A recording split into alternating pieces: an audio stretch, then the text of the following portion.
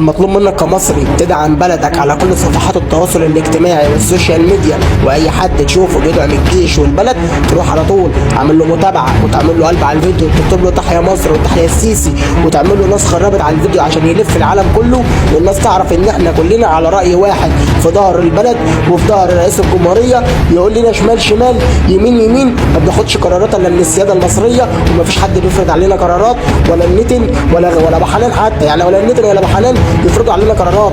مين هم دول؟ دول تحت البياده المصريه، تحت البياده بتاع الجند المصري. ايه يا اخواتي، ما حدش يفرض علينا عقوبات، كلنا نكتب تحيا مصر وتحيا السيسي.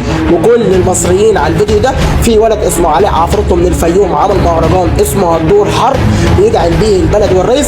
كلنا دلوقتي هسمعكم حته، كلنا نحط صور الرئيس عليه والجيش ونطلع الترند. اجهزوا لي عشان هتدور حرب، جاي ادور في كله الضرب، لسه يا ابني ما جاش لا على الارض اللي في يوم يعطل لي مزاج. اخوك حمله ملجم الكلاب، ما جاش مره وعدى للي خاب. يلا اكشن دور الحساب، هي خالصه انا هبت مني كلها جامده وكرفه على الحلال. ان قلبها قوي لو مات، اوعى تنسى انا لسه على الثبات. رغبوني بزينه الشباب، عفرات نزل كله يعتزل. ايوه انا جامد، ايوه انا فخير، ده يا بطل بطل هطال. ايوه انا حمله عليك وانا خطر.